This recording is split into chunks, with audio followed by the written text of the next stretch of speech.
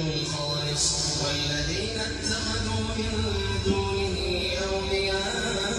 ما نعبدهم إلا ليقربونا إلى الله زلفى إن الله يحكم بينهم يوم القيامة فيما هم فيه يختلفون إن الله لا يهدي من هو كاذب كفار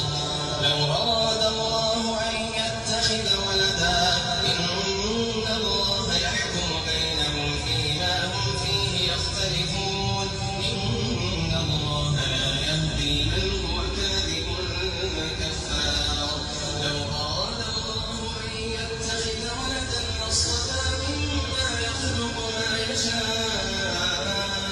سبحانه هو الله الواحد القهار خلق السماوات والأرض بالحق يكور الليل على النهار ويكور النهار